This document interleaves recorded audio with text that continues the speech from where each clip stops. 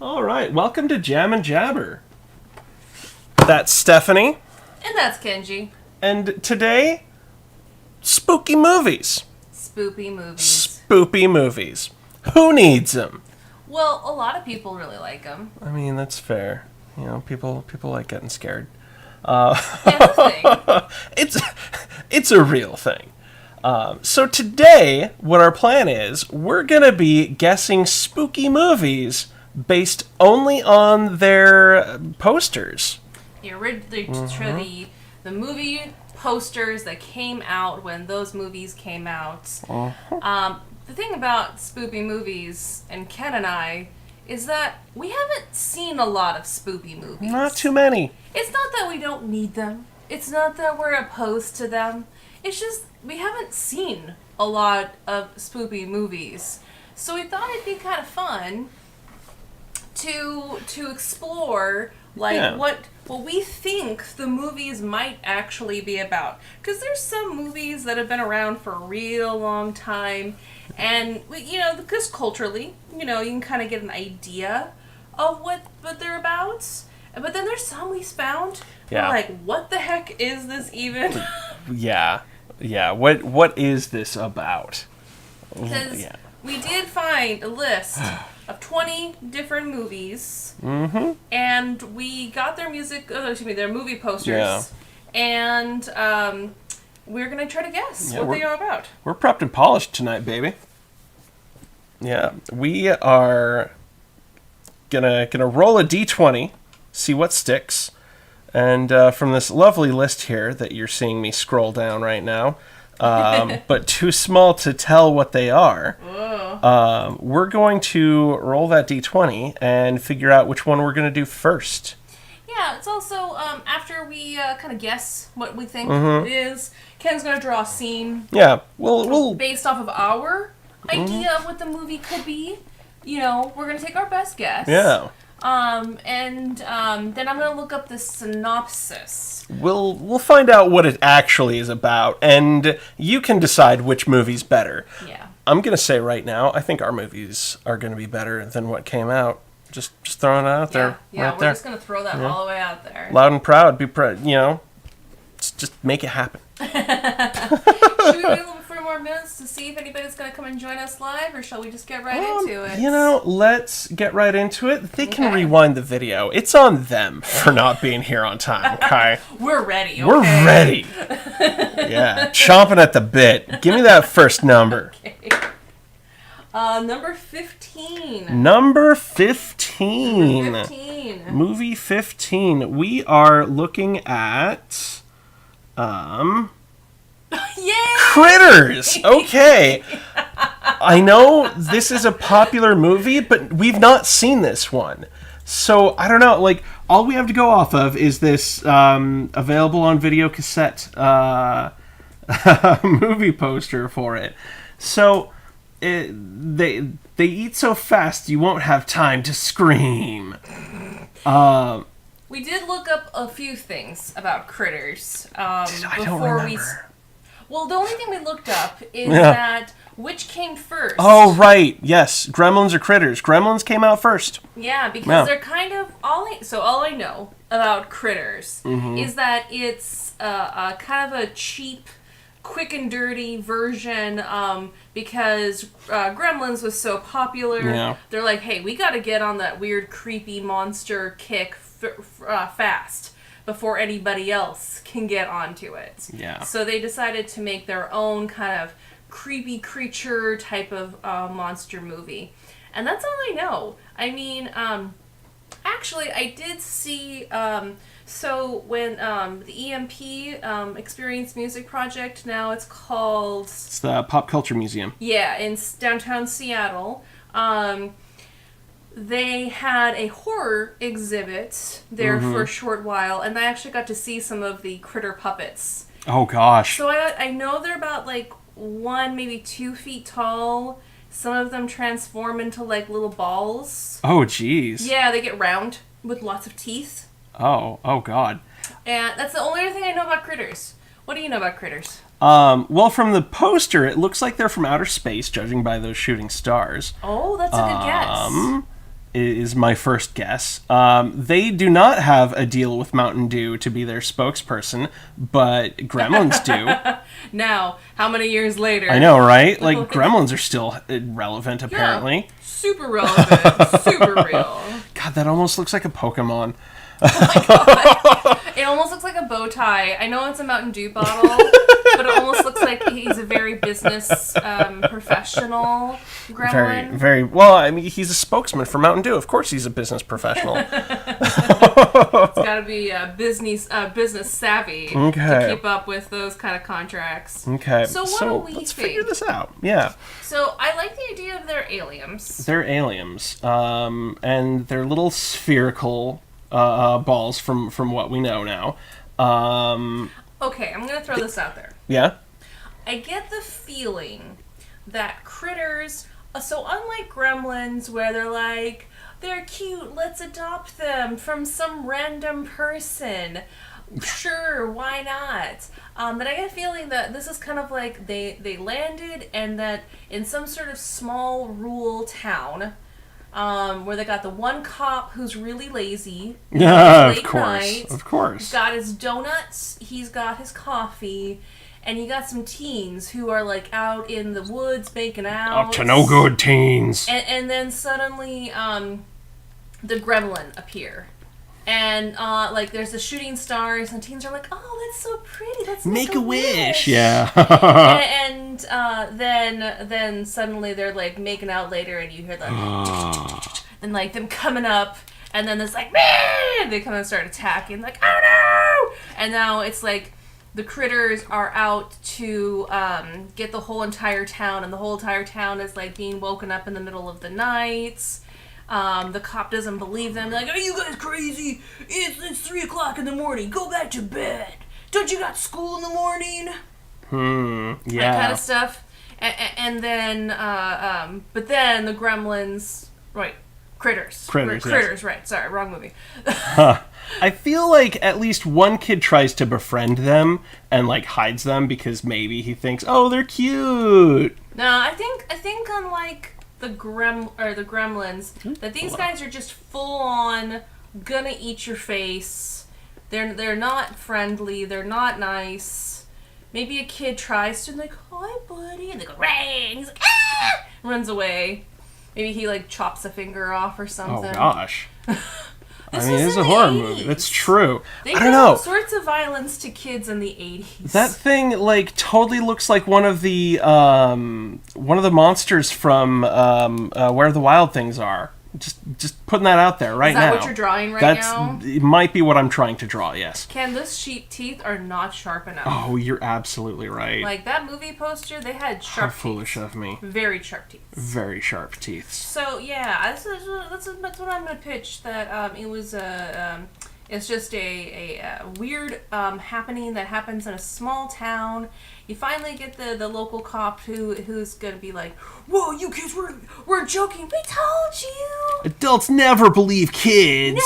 No. And so, like maybe there's a part where they're like end up in like the high school gymnasium. Or Oh, something. they always end up in the gym. Yeah. And maybe like it's a lull in the movie, and then of course the one female lead, she's taking a shower. Oh, of course, because she has to. Yeah. She just wants to freshen up real quick, like most girls do. Because girls care about those things. Yeah, you're running for your life. You want to feel refreshed. You're sweating so much, and that's gross. Ew. Yeah, And then sweats of course, for boys. Of course, the critter, and then you have that gratuitous, almost a nude shot. We're not going to show Of her course. completely nude, but pretty much close to that point. And then eventually they manage to gather them all into like a place, and then maybe like in the old mining shaft or something, and then they collapse the old mining shaft where they all like get trapped and they die. But then you leave it obscure enough so you can have a sequel. Of course. I don't know. What do you think? You know, I'm feeling it. I'm really feeling that. Like, just having the death be kind of like off screen, like you can't confirm the kill, is so good for just 80s horror flicks. Oh yeah, because that was a time when they're like, wow, Alien and Predator and all of these other movies did really well. Like, their sequels almost did better than the first one, Terminator. So we're gonna focus on making sure we can get a series going, a legacy, if you will. Legacy. A legacy. Yeah, that's what I think. Oh my God, is that a dog? No, the kid has little Jim Jams with a tail on it. And he's got the little crown too.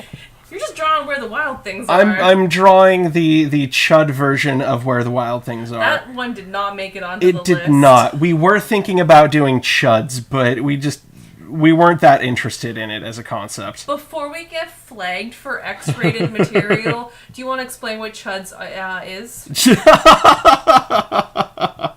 Oh, God. Yes, they are. It is another 80s horror flick, for those not in the know. It is an acronym for Cannibalistic Humanoid Underground Dwellers. It is not a euphemism for... something adult. Something adult, yes. Yeah. So, okay, in the version that you're drawing, this gremlin is much bigger than they actually are. I mean, yeah. Why he can't... is set on eating that kid. He is, in his cute little, like, wolf pajamas. What would be a good scene to draw from the movie? Oh, gosh. That we just come up with? You know, we came up with the movie. I think I know. I know. I may not be that wrong, because most of those movies in the 80s hit all of those beats. That's true. That's true. We are using our knowledge of 80s movies. Yes. We're taking a good guess. We're not trying to be dumb. We're trying our best here. Like I said, I think like the old abandoned mine shaft, they managed to draw all of them out there and then hit an explosion so you don't see any of them die. But you probably have some scenes where they do die. Because, oh, yeah. One or two can die, but not like all of them. Like, you can have enough so that they can keep propagating.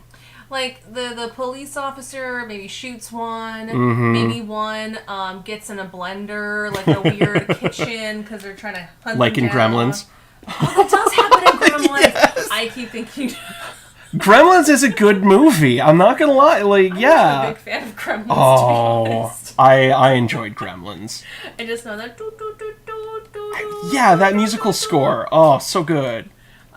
Which is also a thing for 80s horror movies. Yeah.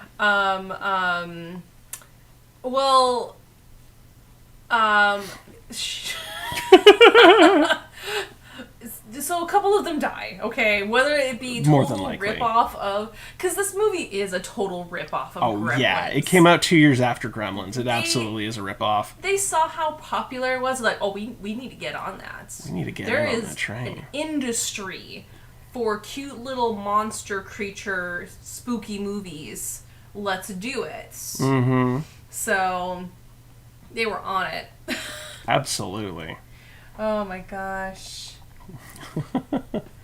All right, here's the Creepy Mine entrance with at least one Chud. Or not Chud, jeez. Critter. We're thinking of all these other movies. I want this to be a different movie. So do I. I think a lot of people probably felt that way when they watched it. Although, when I saw this exhibit in the Museum of Pop Culture, as it's called now, in the little... Because it had little descriptions about, like, the things, and they were like, this is one of the most amazing cult classics that you will ever know. I'm like, I've literally never heard this. And the person I had gone to was like, yeah, Critters is so good. I was like, okay. Yeah. I had a lot of friends, like people who I used to hang out with, who were super into horror movies, and I think they stopped wanting me to watch these horror movies with them because I got a little too critical. I'm not the best person to watch a horror movie with either. I always end up laughing through it because it's so over the top. Like, and that's the point. But I get it. It's not supposed to be comedy, but it usually is. Some of them are just so ridiculous. I was earlier today, Ken and I were trying to find, we're trying to compose our list.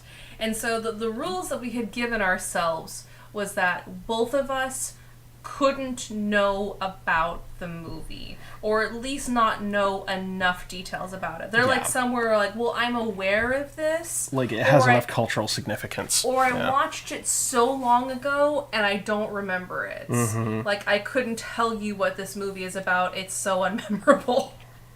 But as we were talking, I was telling Ken about one movie called Thinner. Oh, yeah.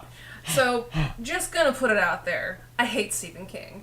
There's not anything anybody can say to, like, but he did Pet Sematary and Salem's Lot and this and that. And, or did he do Salem's Lot? I believe he did because it's on our list. Oh, okay. Yeah. Yeah. We did put a few on there even though I hate Stephen King. We did. There's not anything anybody can say of Stephen King for me. He is, a very grumpy old, well, I won't even go into it, but he's a very grumpy old man. I'll put it simple as that, who is very stuck in his ways. He may make a couple of progressive tweets once in a blue moon to stay relevant, but other than that, Stephen King is a total jerk.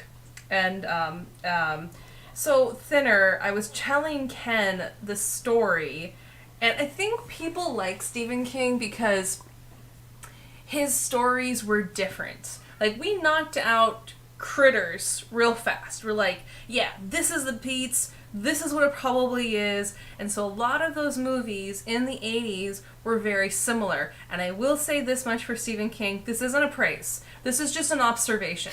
Because I will not give him any praise. But this is an observation, is that he did do things very differently. But I was telling Ken the synopsis of it, and I was like, I can't remember how this ends. And I had to look it up. All I remember is that at some points, for those who don't know Thinner, because it's not on our list. No. Because I did know enough about it. Yeah. It's like this lawyer who is heavyweight, and he is being distracted by his wife, is what the wiki said, and so we'll leave it at that. While he's driving. And then ends up hitting a Romani person in the middle of the street and kills them. Ensues a lawsuit. He uses lots of very deceptive tactics, and he eventually wins the case, and he walks away scot-free, even though they're totally guilty of murder. So at the outside of the courthouse, one of the Romani people comes up and rubs his cheek and whispers, "Thinner." And then he starts losing all of this weight really drastically, and to the point where he becomes emaciated. His business partners also get cursed and turn into these weird reptile creatures, and they eventually kill themselves. Are you sure they were cursed, or were they just reptilian to begin with? Touche. Touche. And so then his wife thinks that he has cancer and she's just lying to her, so she starts cheating on him immediately because, of course, that's what women do. This Naturally. is how Stephen King writes female characters. Really strong. Don't tell me that he's progressive. Strong, powerful female characters. Don't tell me he's progressive. But, that was, back in the 90s, okay? He's still the same way. He's That just was- crazier after he got hit by a car. I just want to say, is it just me, or does Stephen King do coke? Hot probably. take. That tiny-ass nose on his face, that ain't natural. Sorry. Please don't sue us, Mr. King. But I'm not going to say anything nice about you. I'm sorry. No. Come fight me. I will fight you, old man. So, and then the part that I remember so clearly is that, so his wife starts cheating on him, everything starts going downhill, he tries to plead with them, and they're saying, fuck you, get the heck out of here, or we're gonna make your curse worse. So what does he do? He enlists this, semi-professional army to literally wage war on this Romani camp. People who are in wagons and have horses and animals, and they have I'm pretty certain I remember this correctly, but they had a rocket launcher and semi-automatic rifles. Talk about white privilege. Like, where does a freaking lawyer get that kind of hardware, too? Like, okay, super duper, you hired some mercenaries, but, like, holy crap, how does he even know where to find them? Right? Jeez. Right? And then has the money to be able to afford it, and then convinces them to kill and murder more innocent people. And That's you're not going to go to jail for that? super plausible. So as when that part came up in the movie, I just died. I just started laughing so hard. And the person I was watching it with got really mad at me because they were like super into it. I'm like, no, this is stupid. This is really stupid. Like, no, this is kind of like beyond that's like the suspension of disbelief. Like, this doesn't make any sense at all. Yeah. And the ending was dumb. The ending is so stupid. And that's why I forgot it, because it's so... like, after he literally has, like, semi-automatic killing innocent Romani people, I just couldn't anymore. So, yeah, I'm not the best person to watch horror movies with, because I will make fun of them. And I will laugh. But this is a very serious scene that you're drawing. This right is. here. We've got little Billy with the police officer. They're about to blow up the entrance to the mine, burying these critters. I'm a little concerned for how close they are to the TNT. But you know what? Whatever. It doesn't matter in 80s movies. No, of course not. They'll just walk away from it with their backs turned to it and look really cool. Yeah. That's exactly what they'll do. This is a good scene from Critters. Yeah, this is Critters. Yeah. Do you want to read the synopsis? Yeah. Are we ready for that? What is this movie? What's the official Can movie? you called it? What? Okay. When strange fuzzy creatures from outer space Oh, yeah. arrive on a farm, the Brown family, Jay, Helen, and their daughter April, and their sons Brad, must fend off the malevolent little aliens.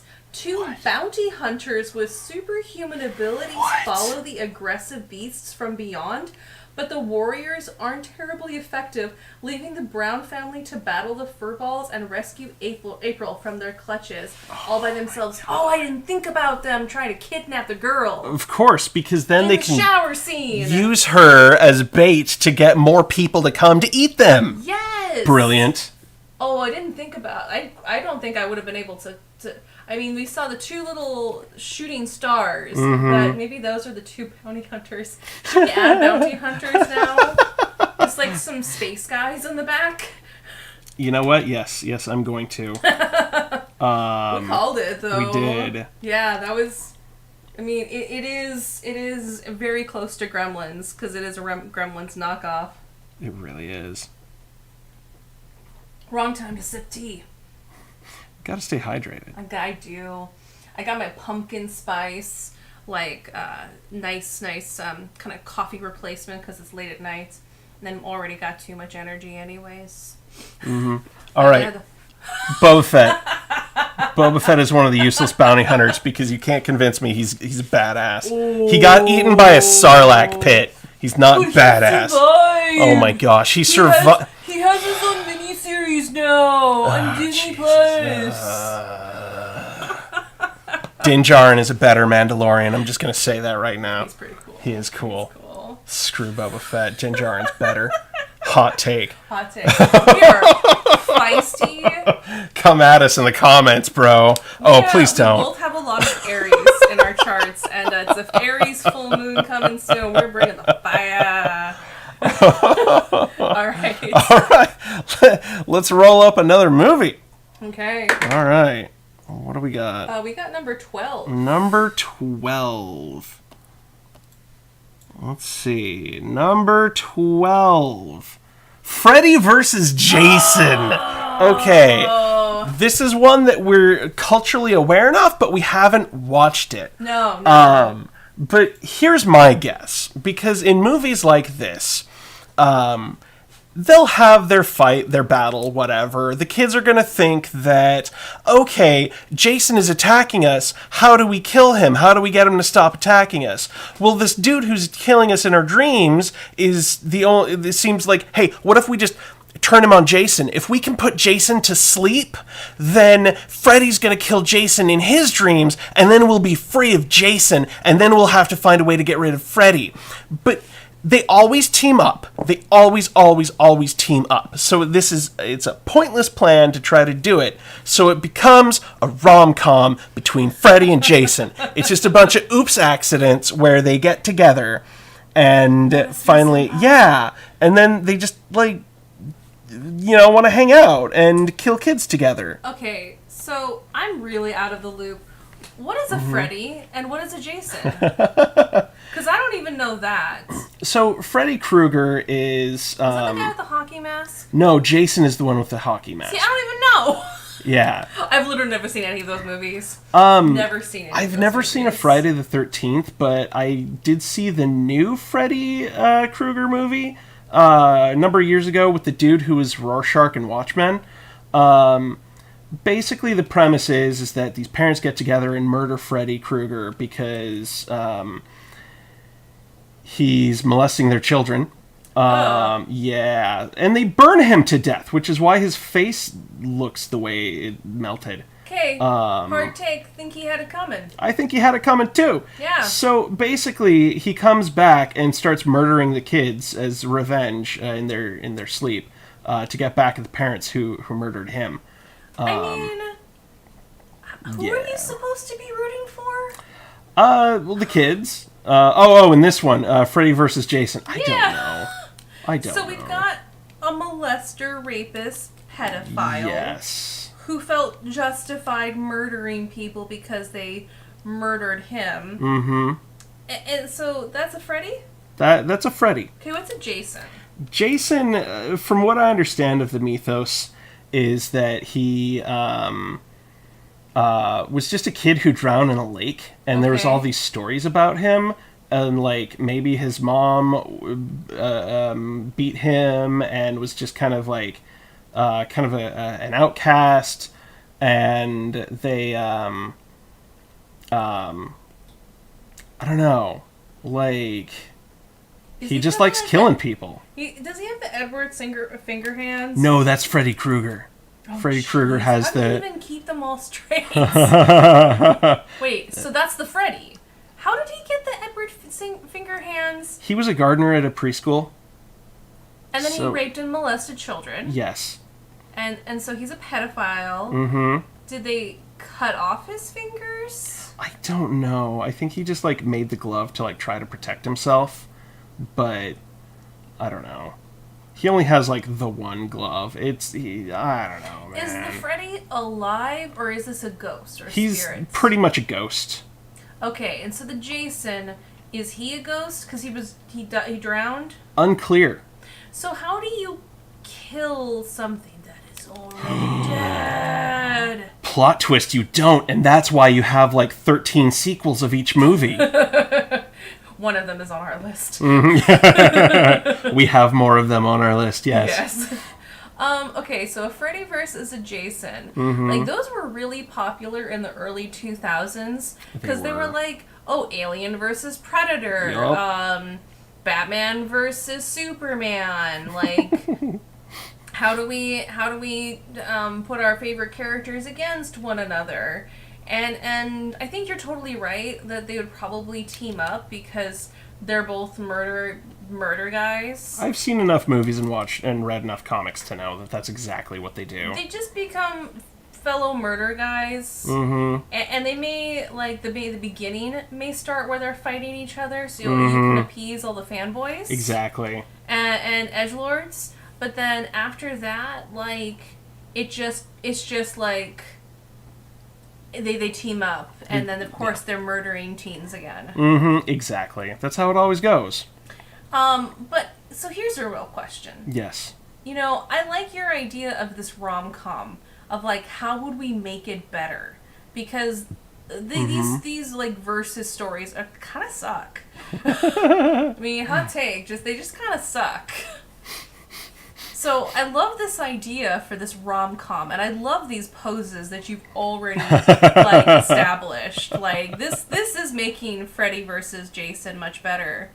Maybe it's like the V becomes a heart. Oh, I love it. Yeah, yes, yeah. yes. That's exactly Coming what it out is. this Valentine's Day. Coming out of the closets. Oh, jeez. The real monster is homophobia. True. True. Look,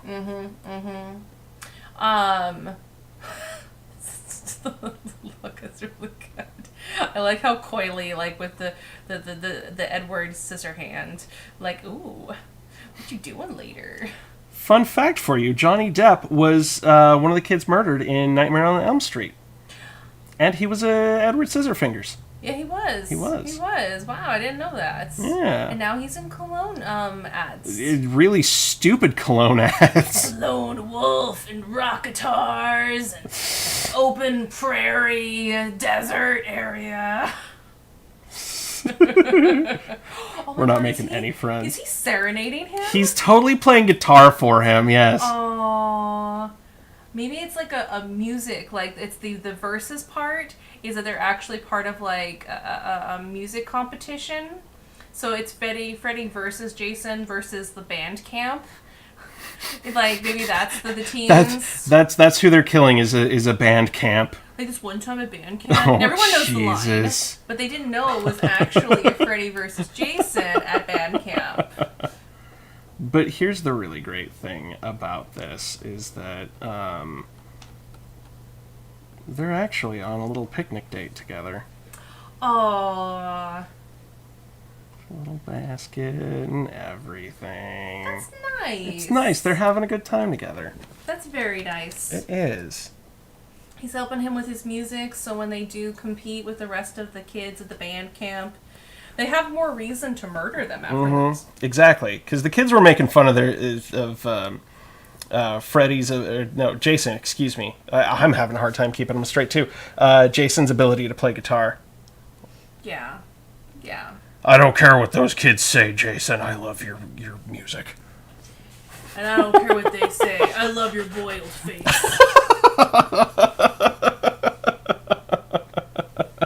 This is charming. I love it. I love it so much. This is All right. nice.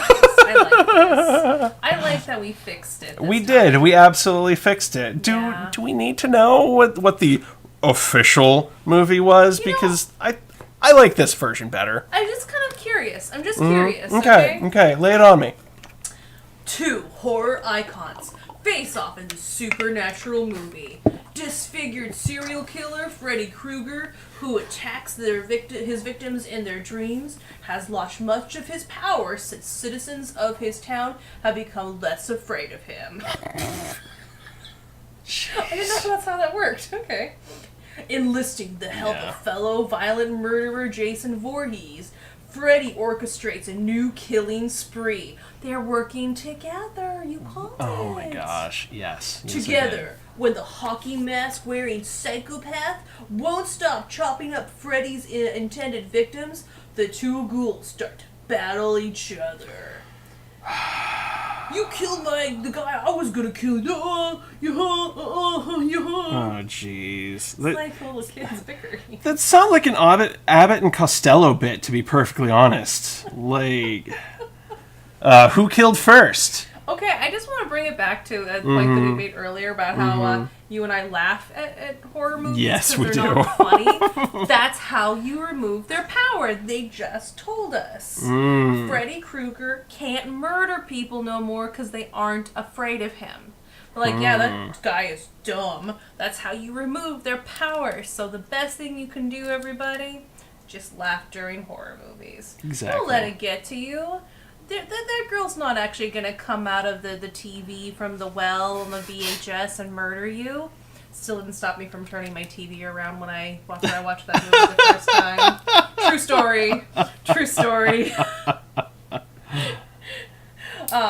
It was my TV screen was faced right towards me right when I was sleeping. I'm like, Nice.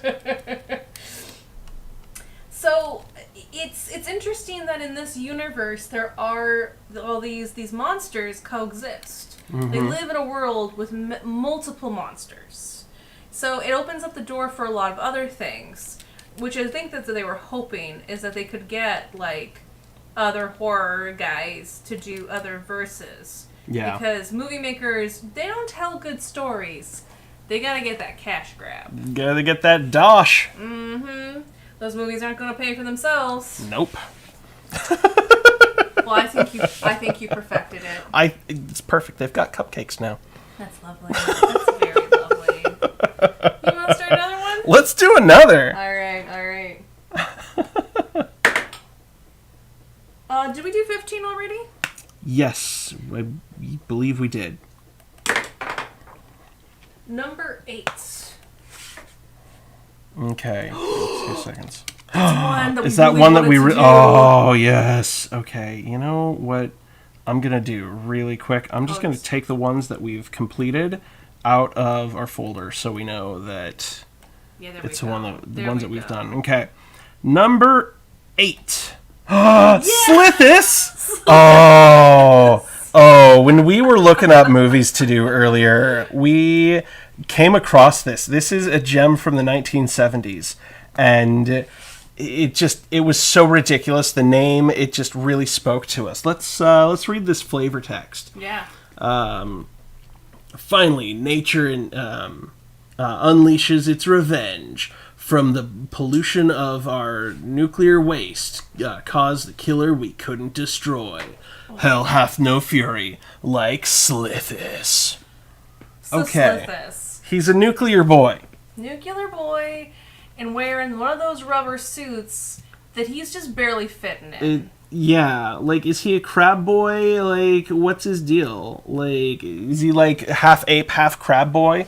Like, is he also alien? Because we've got stars in the background. No, I think it's just the night sky. Oh, right. Because he's a mutant from nuclear waste. Boy. Yeah, he's a nuclear boy. Was he a normal boy, or was it like half man, half lizard? Like a boy tripped in a pond and landed on a lizard of nuclear waste, or or is it a froge?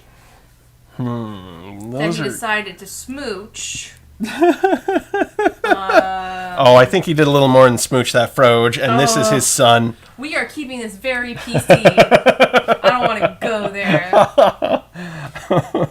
Okay, so we know nuclear waste. Yeah, we got the nuclear waste. We gotta have that in here. So okay. Mm-hmm. So it's definitely saying, like, this is some sort of, like, piece where it's saying humanity sucks because of nuclear waste. Because the whole, like, caption on the top was, like, our fault. This is all with the thing we couldn't kill. Blah, blah, blah. Because this is our fault. Man's hubris! So it's not like quite Captain Planet's, but it's got the guilt of a Captain Planet's. It's kind of like, well, this is all your fault. So we gotta have scientists. The blame is yours. We gotta have hot secretary because, of course. Of course. Who gets kidnapped. We forgot that detail in Critters. She gets kidnapped by Slithis. I mean, that is in the movie poster. He is holding a lady. That's clearly the hot secretary. That's the hot secretary. So we gotta have it's gonna be a love triangle. What do you think? Between Slithis and the small town cop that's trying to save the girl? Small town cop versus the scientist who she works for as this hot secretary. Yeah. Like, her and the cop were like high school sweethearts. And then she left him for Science Boy because he's going somewhere. And so he's got a future unlike you. When scientist realizes, like, okay, maybe this is actually something a laboratory. No, it was a nuclear waste. Yeah. So scientist boy might be just doing his own thing and, like, trying to study the effects of this nuclear waste. Because he's trying to say, look, guys, we need to clean up our act because this is a guilt movie. We need to really clean up our act. These are the negative effects of just leaving this waste around. We really need to clean up our act. So he's trying to get his funding for his project, which is cleaning up the local pond, which is where all this nuclear waste is just being dumped. And so he's out there in the middle of the night where he comes across Slithis. He's like, the fuck? And then the rest is him trying to solve the mystery. Like, he might be able to, like, he gets some of his goo onto his jackets. He immediately takes it back to his lab. And his secretary's like, what's going on? And he's like, I don't have time to talk about this. It's very important. She's like, oh, you're kind of a dick. And then, so he's, like, immediately looking into the, like, what the heck it was that he saw. Maybe he can see something in the DNA sampling that he got from his coat. Meanwhile, she's staying late. She's working on some paperwork, blah, blah, blah. And then Slithis comes back to the door. That's when he kidnaps her and takes him back to his bog home in the nuclear waste town. And, then when he hears her cry and he's like, oh no, the monster, then he has to go to the cop and say, I need your help. He's like, oh, I'm not proud to ask of this, but I need your help. And he's like, oh, some tough science guy, you nerd. Now you actually need help from a jock. And so it's back and forth between the two of them because there's that sexual tension. The cop and the jock just really should just get it on, just fucking get it over with. Like this happened with Freddy versus Jason, our better version. Yeah, I think so. I think it would be a lot better if they just did. Anyways, so they finally go back to the swamp. The cop doesn't believe him, of course, but he's concerned about the hot secretary girl. We'll call her Jessica. And he's concerned, but he's going to do it for Jessica. But that's just it. That's the only reason why. Because he's worried that she might be in danger. So they come out to the swamp, and that's where they encounter the Beast. The Beast! And now they're two friends. They've got to help each other. Like, he gets a couple shots off, and then the Beast, like, maybe slashes his arm or something. Maybe the cop then starts to turn into a Slithis himself. Maybe it's like a Zombo. Ooh, nuclear waste Zambos. I like it. He's like, I will find the cure for you, but you can't give up on me now, man. Robert, you can't give up on me now. He's like, science, bud. Philippe. I'm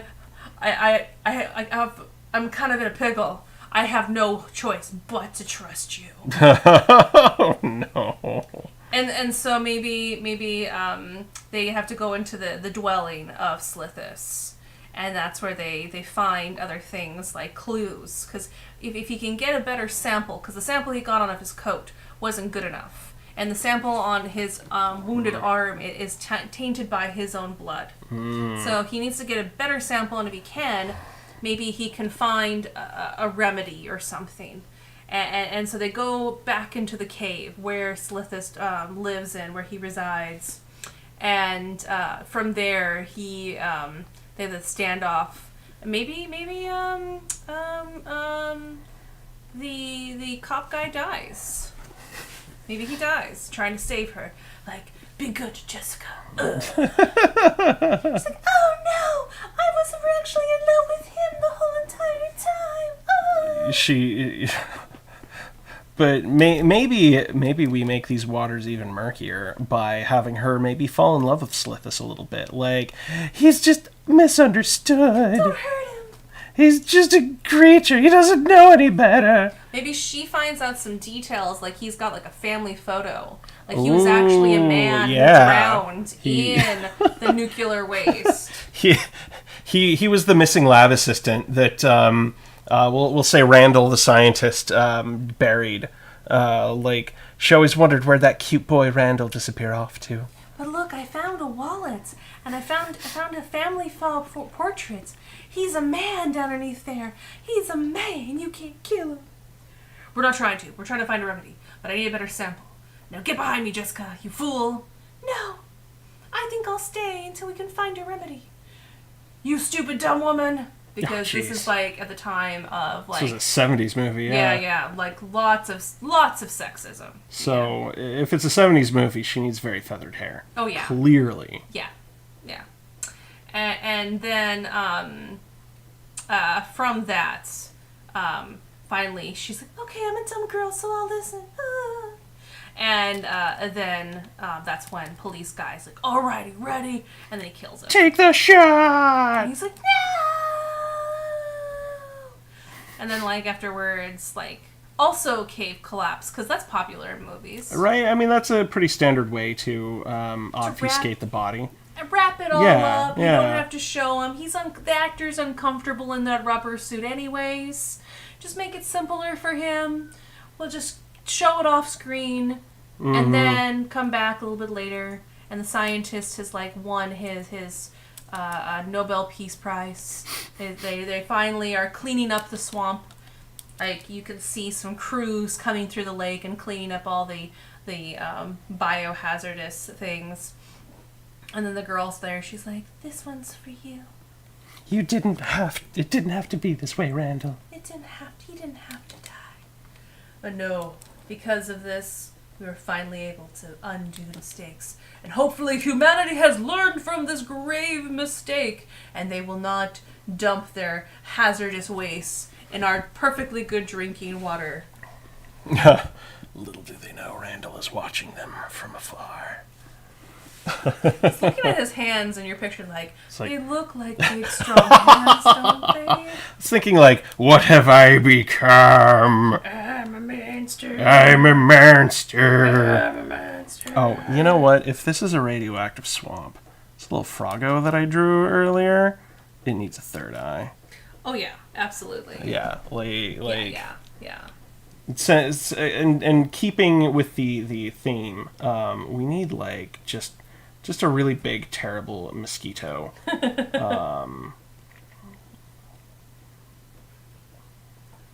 I take my sips of tea always at the wrong time. You know, this is going to be a really freaky deaky mutant mosquito. Just going to say. It's going to be a buff boy mosquito. Is this that Pokemon? It is absolutely Buzzwole. I mean, if there would be a better origin story other than just another dimension. Yeah, right? I could see a Buzzwole here. Really buff mosquito Pokemon Buzzwole is absolutely in here because of the toxic waste. Yeah, absolutely. Yeah. Absolutely. Okay, you want to hear the synopsis? Yes, let's find out what Slithis is actually about. Are you right? Are you 100% right on this? No, it's a sentence. What? Leaked radiation mutates something from the sea into a walking man-eating monster. Let's see if I can get the wiki. I mean, he's more of a bog creature in ours, so already I think it's better. Yeah, this came out in 1978, Turner's Classics Movies. Come on. You can load. Wow, my computer is taking a very long time to load this right now. Let me see if Rotten Tomatoes. Oh, IMDb. Oh, that's the. Oh, the full movie is called Spawn of the Slithis. Or maybe they came out at the same time. Is Slithis the name of the radioactive waste, like the concoction that they're trying to figure out? Let's see That's here. that's my guess now. Project Slithis. Oh my god, why can't I find a synopsis for this? You know, if you can't find a synopsis, that means ours is the only one that's real. True. Nuclear waste creates a mutant Slithis sea monster which terrorizes the variety of pets, winos, and hippies who hang out in Venice, California. Thanks, IMDb. That's awesome. I love It's it. ranked 4 out of 10. Oh. That's outstanding. Whoa. Oh, the shots from this. Mm-hmm. Oh, this is bad. Now I really want to watch this movie. Oh, Slithis might become my new favorite movie now. Oh shoot, I closed out of it. Here we go. Let me try one more place and see if I can get a better synopsis. Because it's literally just a sentence. Oh my god. Fine, except is a 1978 American science fiction horror film. Of course, it was Turner Classic Movies, though. really, honestly, a nuclear leak creates a mutant Slithis sea monster. Yeah, that's the same sentence. Oh, jeez. Oh my gosh. So we. Oh, Okay, jeez. some reviews. Okay. Extremely low budget with some very talky stretches. Slithis does manage to amusingly merge the 1950s style monster genre with a more free 1970s outlook, with a surprising extent of violence and bloodshed for a film that passed the MPAA as a PG. There is also a bit of nudity as the monster attacks a pretty pickup as a house. Oh, as the monster attacks a pretty pickup on a houseboat. Where Spawn of the Slithis goes wrong is devoting so much time to Wayne's tedious detective work and so little to the monster. Partly, there's a detective! There's a detective. Oh, of course there was. Partly it's because of the unusual reason that it's a mistake. There's little enough going on in the first hour to break the will of any most pig-headed audience. Wow! Or any will but the most pig-headed audience. And it takes a rare degree of dedication to make it all the way to the final act. Oh, jeez. Oh my god. This sounds like a bad movie that we need to watch. Oh my god. The picture features the worst monster vision ever, and remember, I've seen Bog. Ha ha.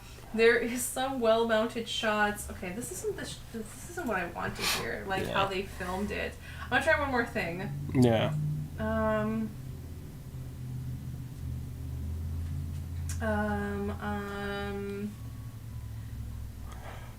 Oh, I hope that got onto the audio. I hope so too. I've been thinking about it. It's been going on for the last 2-3 minutes. If it didn't get on, allow me to explain. Our neighbors, someone decided that they hate them and gave their kid a recorder. Okay. I found a website. It's kind of like reminds me of like when you try to look up a recipe and they tell you their life story. Oh, I hate those. I had to go for a bit, but I see here, but I digress. Oh. The Slithis is a monster created by that all-purpose 20th century villain, the nuclear power plant. A leak of radioactivity has created the conditions necessary for a Slithis to be created in the vicinity of Venice, California. The Slithis lurches out of the muddy canals and attacks homeowners, winos, and screaming women. Winos said twice. Damn. That must be a bit. That must be a scene. It must be. Can you give him a wine glass, please? You know what? Or give somebody a wine glass. There needs to be a wino in this picture. There'll be a wine glass just kind of floating along in this bog. There we go. Oh my god.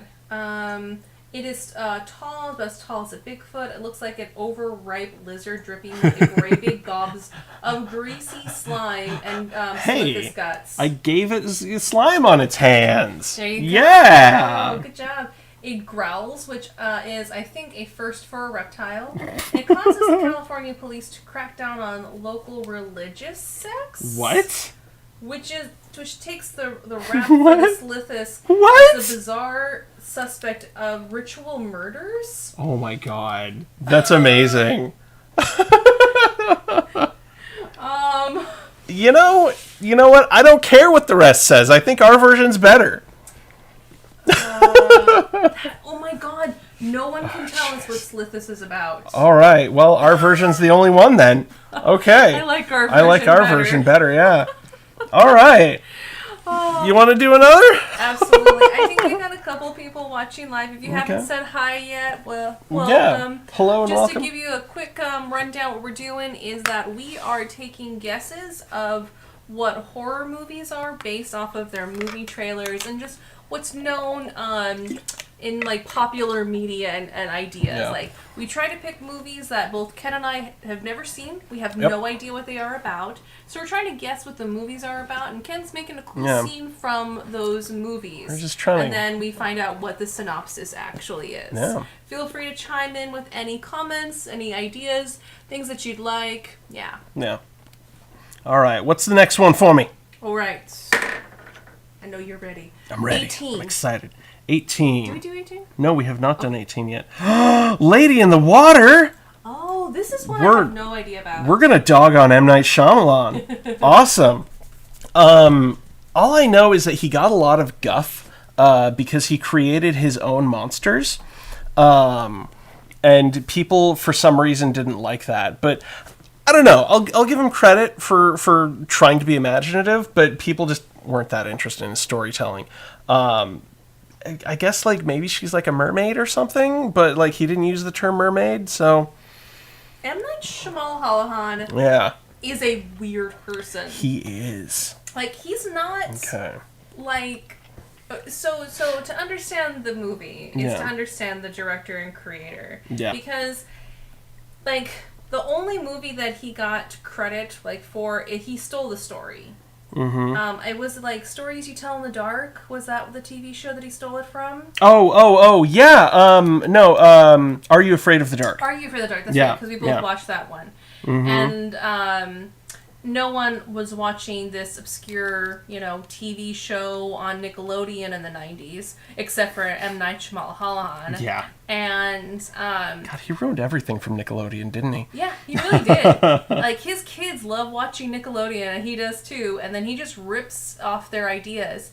Yeah. But him as, like, a storyteller, like, he's been given opportunities to create his own stories later, and they all suck, because he's not a very good writer, and he's an even worse director. Like, what was the one where it was, like, the water? Or not the water, but the air? Yeah. Oh, The Happening. The Happening. Yeah. Where they're, like, literally running away from the wind, because that's a thing you can actually do. Right. And they're, like, literally the camera's going, looking at nothing, and maybe a couple of trees, mm-hmm. and I legit laughed in the middle of the theater. I do remember seeing The Happening in the theater, and I laughed my ass off. People were mad at me. My friends were embarrassed, and I was having a great time. I think Lady in the Water is just, like, mermaid horror. So, like, what would a mermaid horror movie be like? Okay, well, Little Mermaid and other, like, so Selkies and Kelpies and those types of creatures are actually legit. Like, the origin for many of these water lasses, if you will, is spooky. Like, they drown people and they eat them. Like, that's the origin for those mermans and merladies. Merman! Merman, father. Merman. So, like, it's not too far off from the realm of, like, possibility where it's just a merlady who's just, like, grabbing people and drowning them and eating them. But that's giving M. Night Shyamalan way too much credit. Yeah, oh, absolutely. Because his movies suck. Yeah. Real take. We're getting real feisty here. Real fighty tonight. Come fight us. Stephen King, I'll fight you. Come at me, bro. So, like, I mean, when I think of merladies, of course I think of Disney and Ariel and the Little Mermaid. And her little shell bra made everybody want one. Beautiful red hair, everybody wants it. You know? Unless you're actually ginger. Yeah. But, well, that's not fair, but anyway, yeah. There's a lot of gingers who love their there are, hair. and good for them.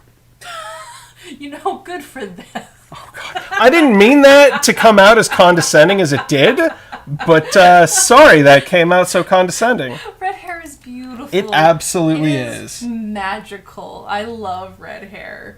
Yeah. I know a lot of redheads get a lot of crap. Yeah. But we will not be those people to give you crap because we love you all so much. Yeah.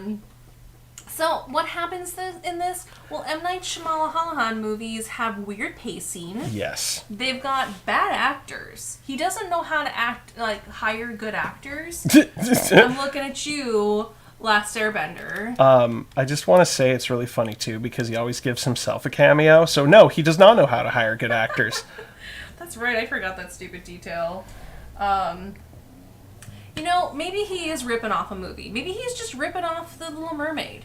And he wants to make it a spoopy Little Mermaid. Because that seems like on his level, like his pace, like what he would do.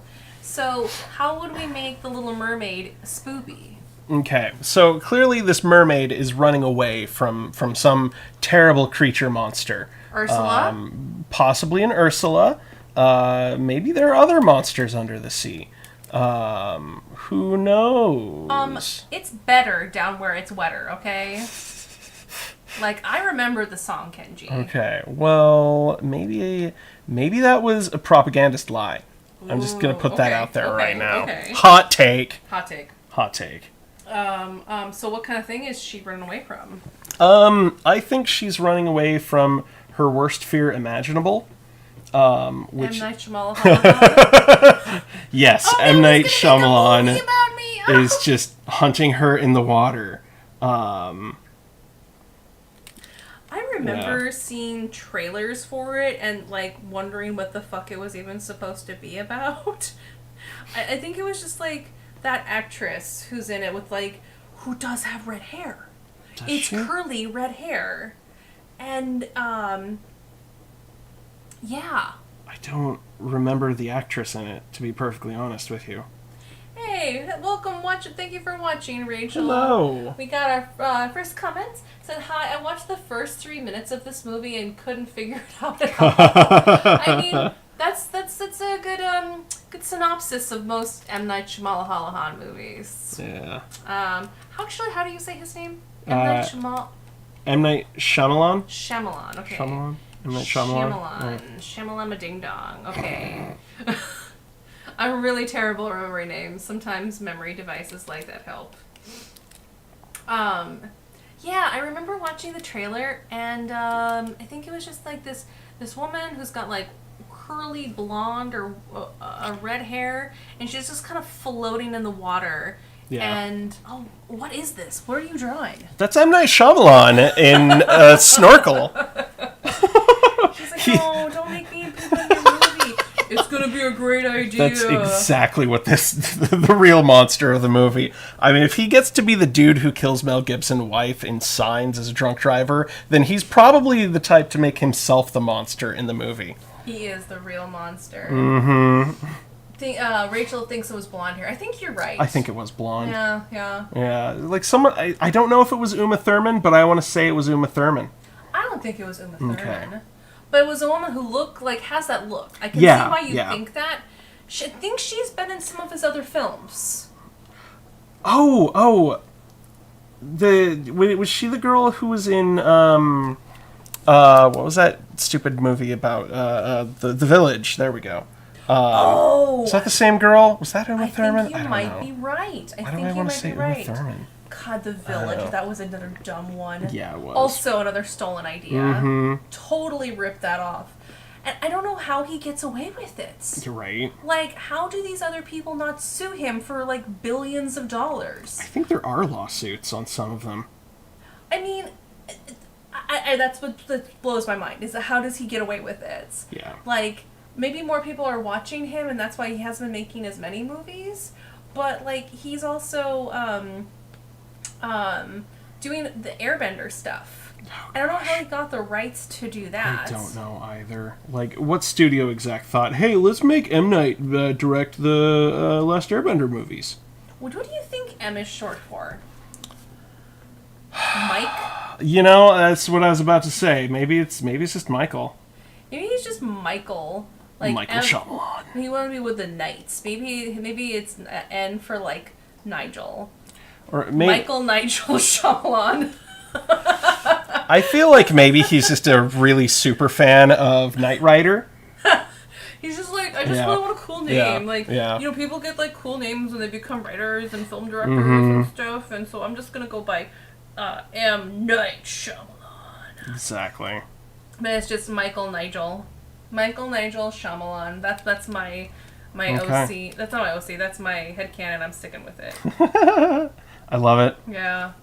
Okay, so we actually didn't come up with a synopsis for this movie, Oh. like what we think this movie's actually about. M. Night Shyamalan hunts down mermaids to try to get them to star in his shitty movie.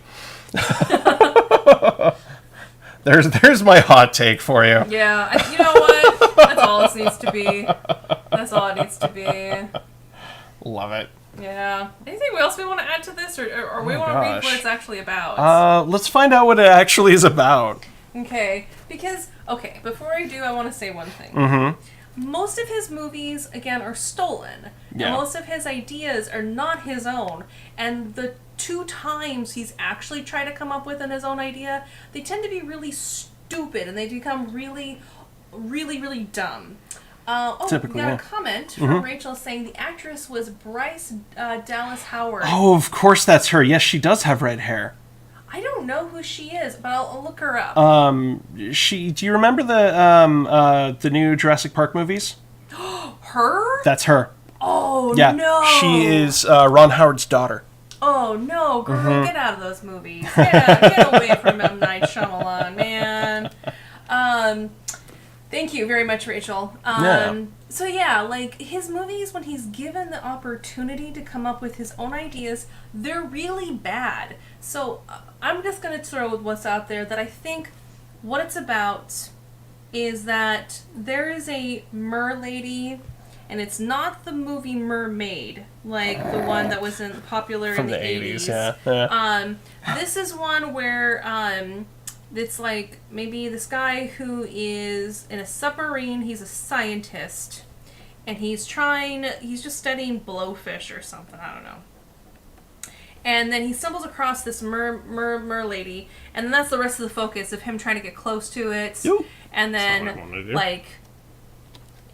and then, everybody else thinks he's crazy.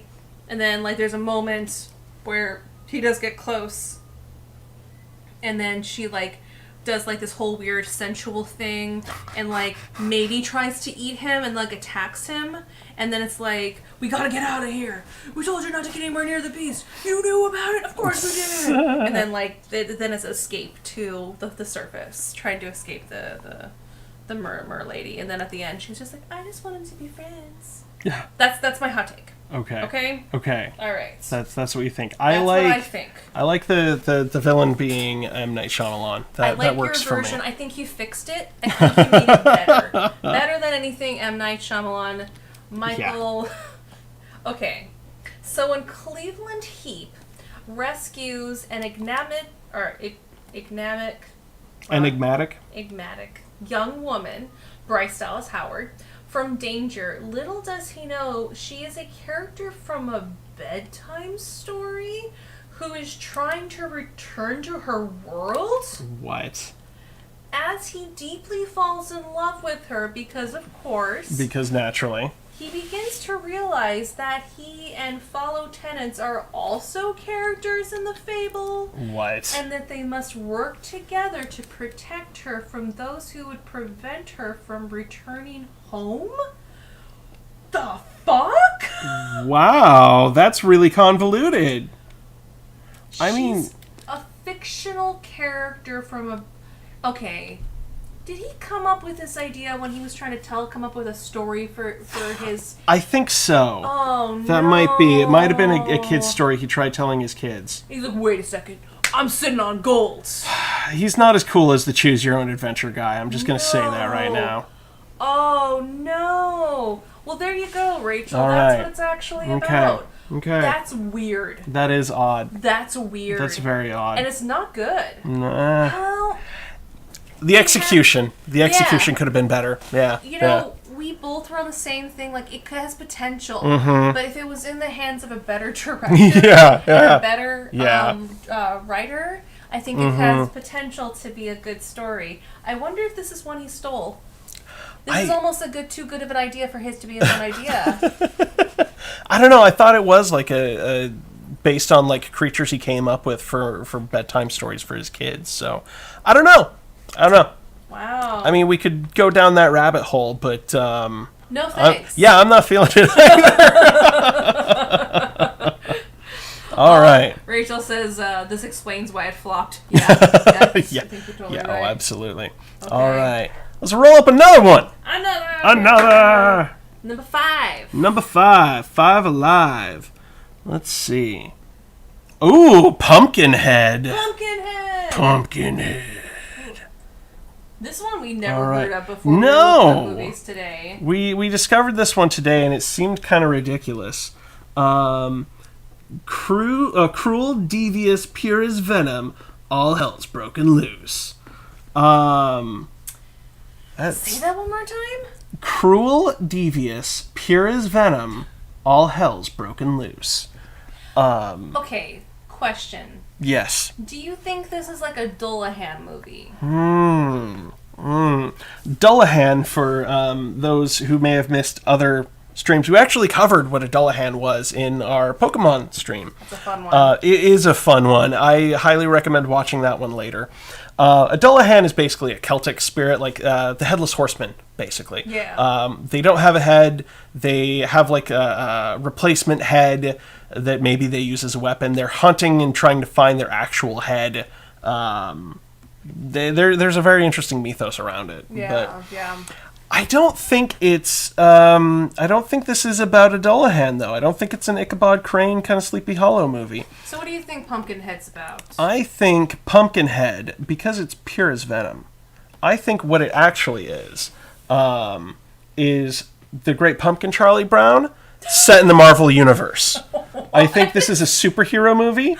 I think it's Charlie Brown gets a symbiote and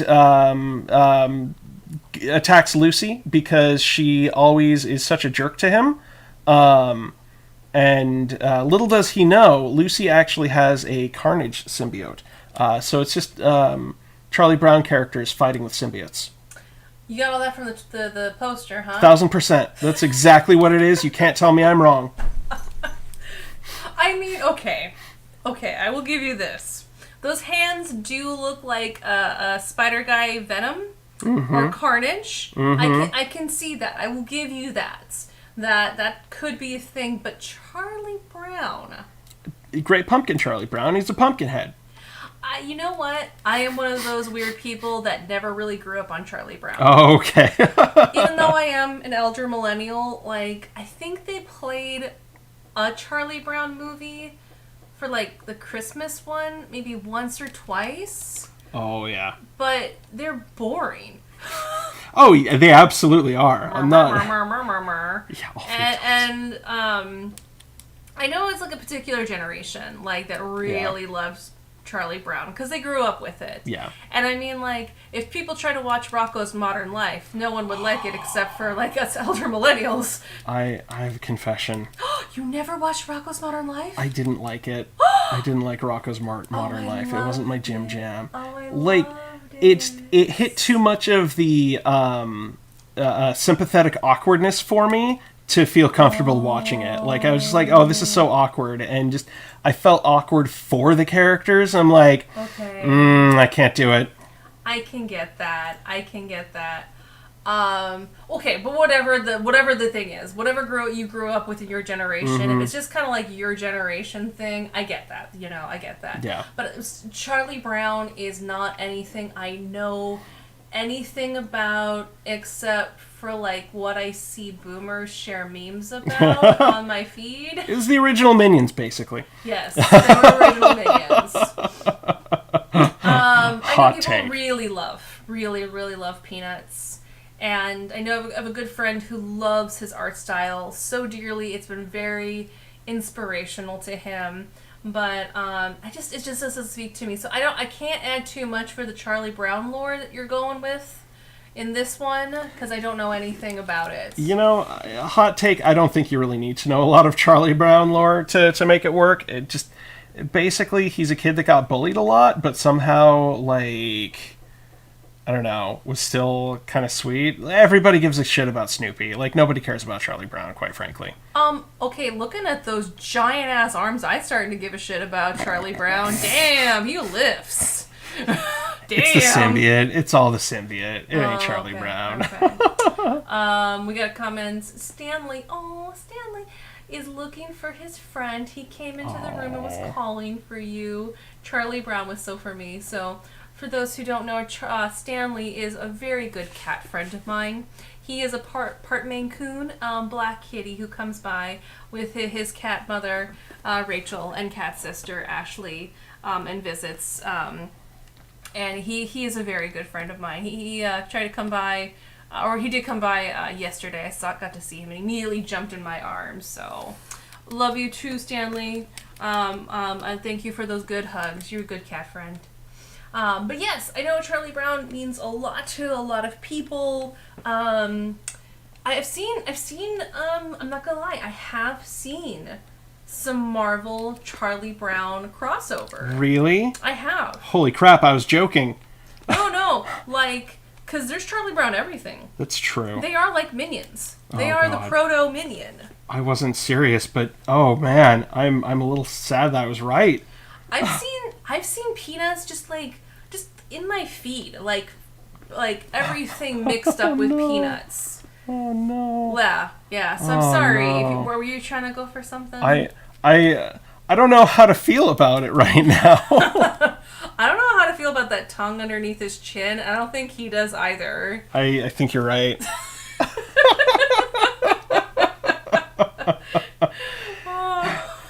I've made a no. Faustian deal, Snoopy. Oh no. Wait, we were talking about Pumpkinhead. So, okay.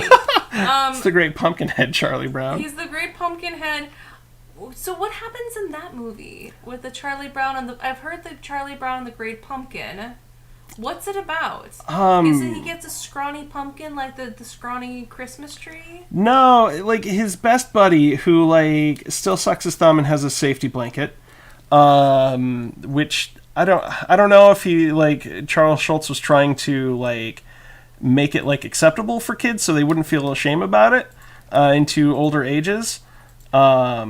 But basically he has this mythos that he tries to sell everybody on for like a Santa Claus type character at Halloween time, named the Great Pumpkin, who will rise from the pumpkin patch and give all the good children Halloween gifts. An Easter bunny pumpkin? Yeah, basically. Yeah. Like an Easter bunny kind of Santa Claus type character, but at Halloween. No wonder he's giving that frowny face. He's like, man, that thing doesn't real. I didn't get my Halloween candy from the Great Pumpkin friend. Yeah, nobody believes Lionel. Even I think Charlie Brown might be a jerk about it. I don't remember. So Lionel thinks that this is a thing. Yes. And so then he's like trying to convince everybody. Does it happen? Maybe, but Lionel's the only one who sees it. Oh, so the magic of denial. The magic of belief, thank you. Right. Excuse me. I'm obviously the butthole here. Clearly. Clearly.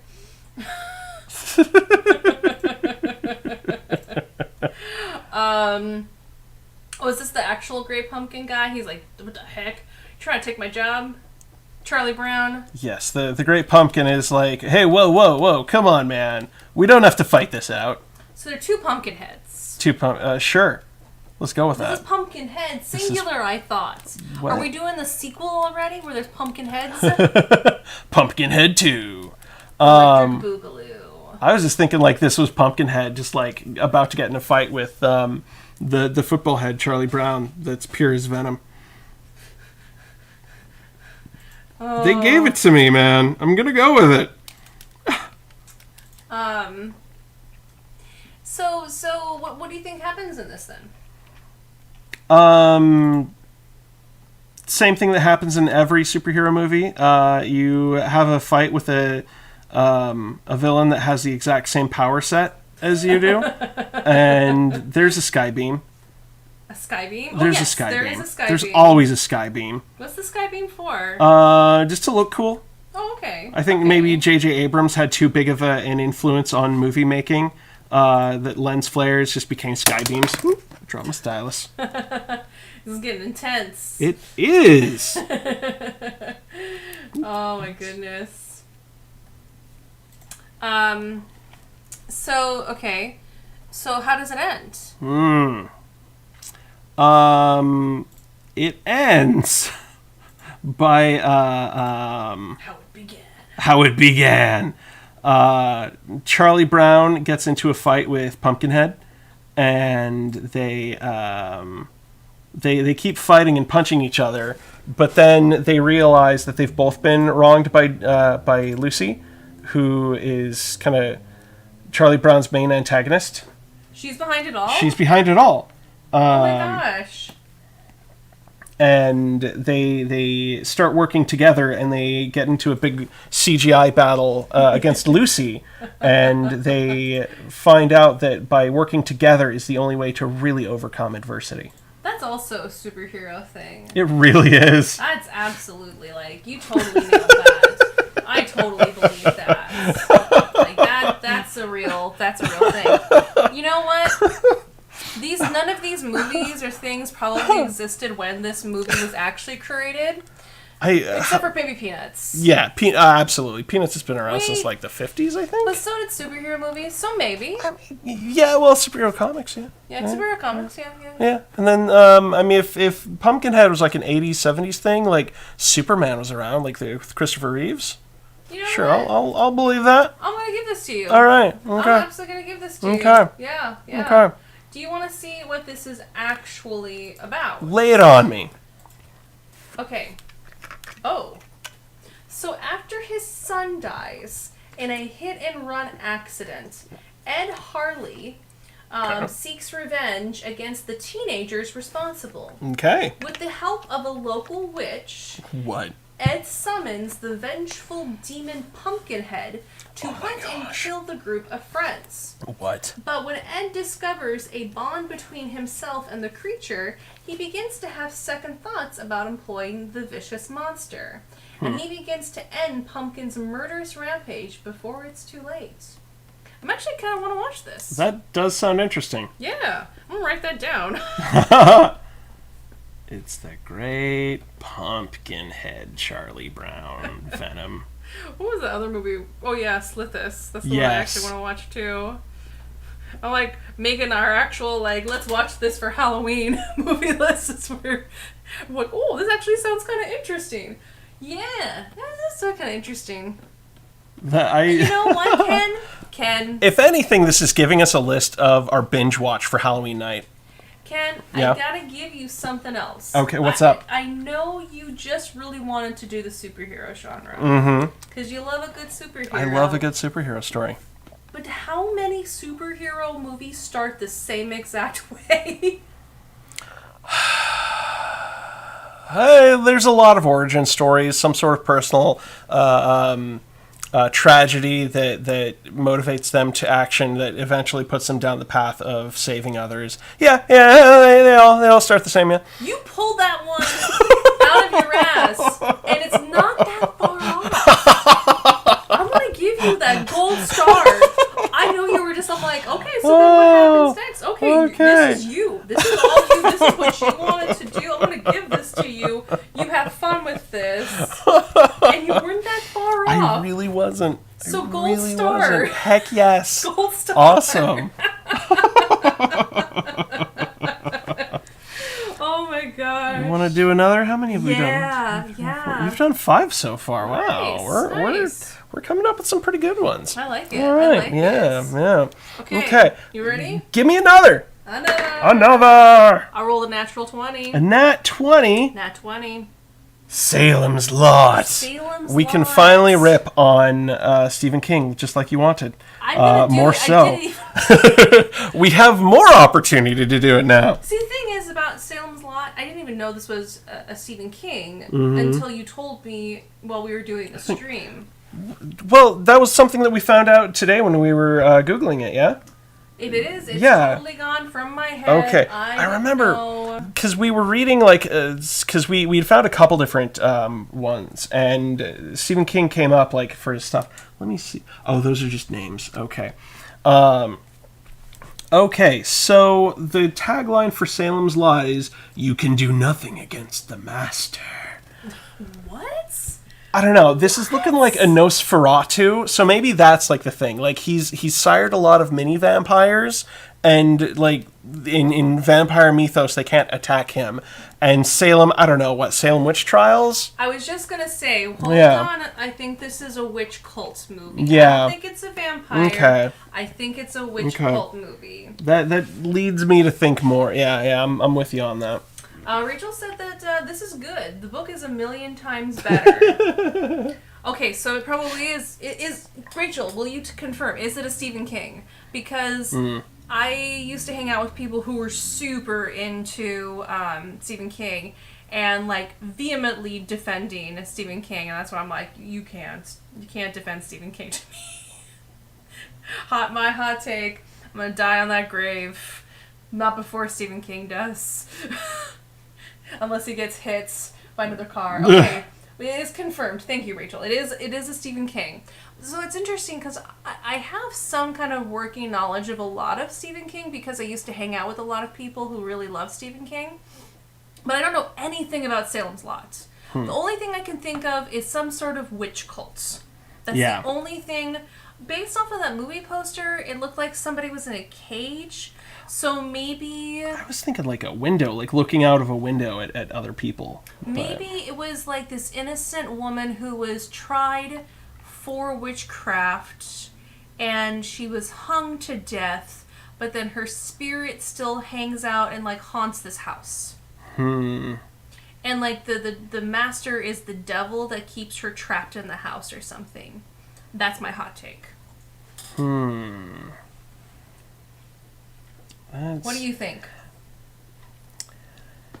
For a horror movie, I don't know. 'Cause like that does sound like a very plausible story. Like that could work. But as far as like just cheesy horror flicks, like there's not enough like attacking innocent townsfolk.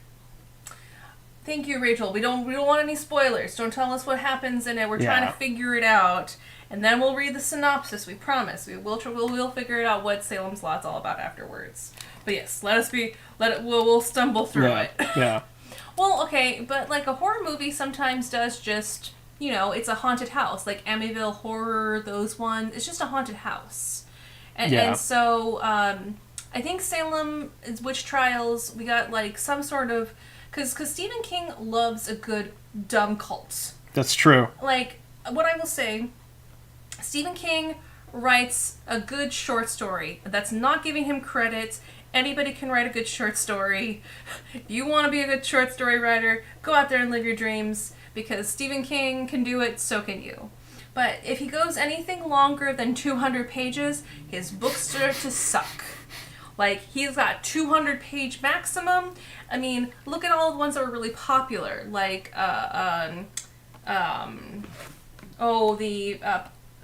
Pet Cemetery. Like, most of his really most popular ones are short stories. Yeah. Those ones are much more, like, cohesive. Like, they've got, more of because he can't come up with anything longer than 200 pages.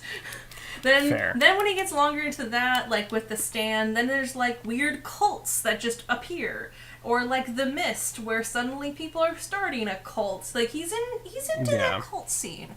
Might be in a cult himself. I don't know. But he does, like, if he gets past 200 pages, then you get some weird cult where people are, like, talking about Jesus and the devil and trash can people and radioactive stuff. There you go. There's just a quick synopsis. If anything past 200 pages, that's where Stephen King goes. It's true. So it's Salem's Lot is one of his earlier stories, so it's probably a short story. Because he wrote a lot of books. Probably why it's good. Yeah, it's probably like a lot of his first books were just compilations of just shorter stories. Yeah. Like his very early stuff, like he just would write short story after short story, and that's why they did really well for sales. Because if people were traveling and they just wanted a quick, like, kind of thriller book to read while they were traveling or something, you just pick up a Stephen King novel and, like, a series of short stories, and you'd have a nice little silly story, something to kind of keep you intrigued while you're on the plane or on a train or something. And that's where he was really successful, like, in the 70s and the 80s. Like, that's when he was, like, first came into that popularity. And so, Salem's Lot looks like it's probably one of his earlier ones, so it's probably a short story, but still, I'm gonna say witch cult. You got a really good... You're right. I like this witch girl a lot. Thank you. I like her too. She's done with his shit too. Is she gonna be well, because Stephen King doesn't really do cameos in his movies. He doesn't, but he's about to. I think And my hot take is that she was tried for witchcraft. She was innocent, and then her ghost haunts the town.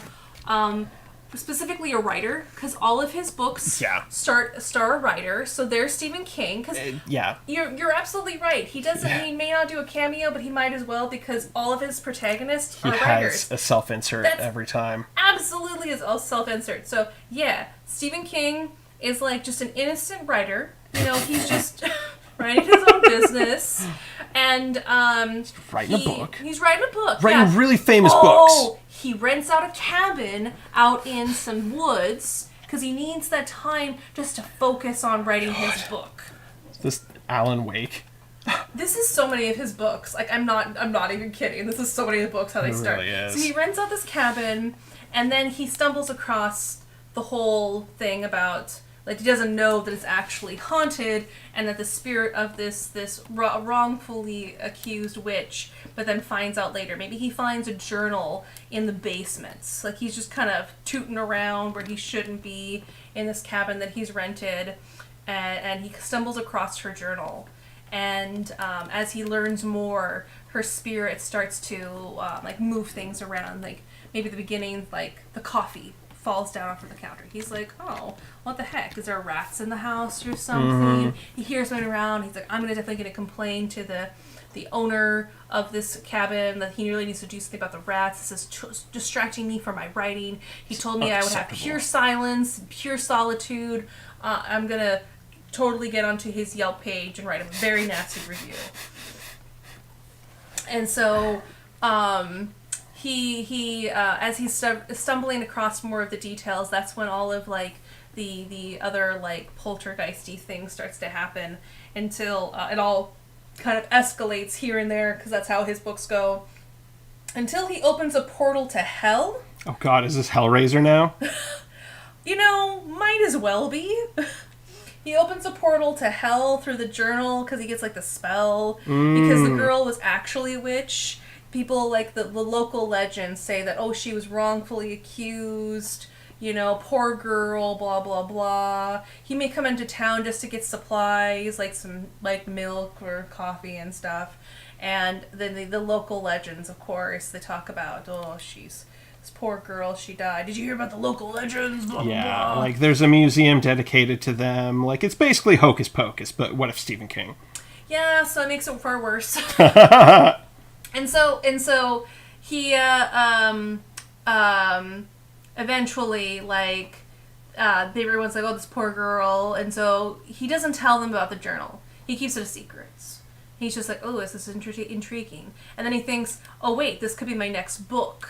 So then that's why he keeps reading the journal. He keeps, like, finding out more information.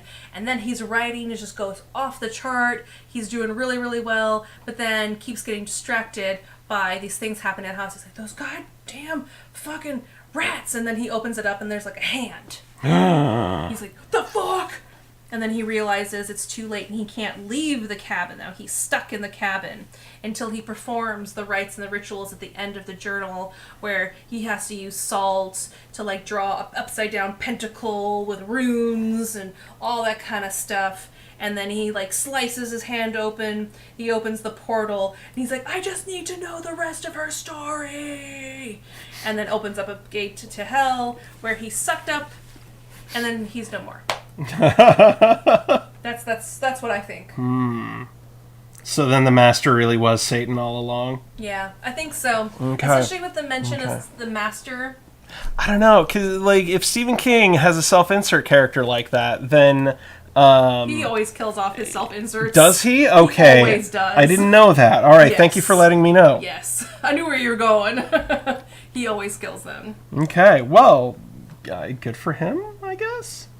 That's not what I wanted. Pumpkin spice. Ooh. Spice of life. I don't know. What do you think? I think that's very plausible. I like it. Or are you going to draw a big pentagram on the ground? I'm thinking about it. Yeah, yeah. Yeah. Yeah. You know some runes you can throw in there? Oh, gosh. I know you probably don't want to, like, I don't want to piss off those gods. Not really, no. Maybe some squiggly marks. Up to you. Oh, some candles. That's nice. Yeah, just really make a nice romantic night of it. Oh, yeah. Yeah. Put on some candles, a little Marvin Gaye. Yeah, Salem's having a Lot. night. Yeah. Because it's the lot in which he, maybe after he's gone, they show that the cabin was never there and it's just an empty lot. Oh, yeah. dip. And like the devil and the witch had been working together just to collect another soul. That he was actually talking to the devil all along. It was this real estater. Yeah. I like it. Awesome. Let's find out what it's actually about. All right.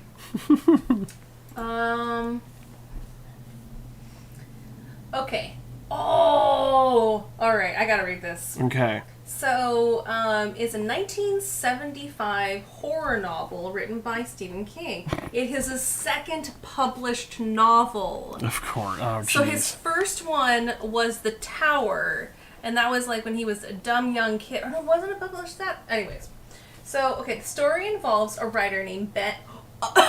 Of course it's about a writer. He's always writing about himself. I just went right over, like, of course it is. A writer named Ben Mears who returns to the town of Jerusalem's Lot, or Salem's Lot for short, in Maine. I should have said that. All of his stories take place in Maine. Of course. Where he lived from the age of 5 through 9. Only to discover... Oh no, Ken, you were right. What? Oh, Ken, you were right. What? Is it a vampire? Only to discover the residents are becoming vampires. Oh, yes. You were close. Yes. Oh. The town is revisited in the short stories Jerusalem Lot and One for the Road, both the Stephen King's story collection Night Shift. So yeah, it's like three short stories because that's what he does. Oh,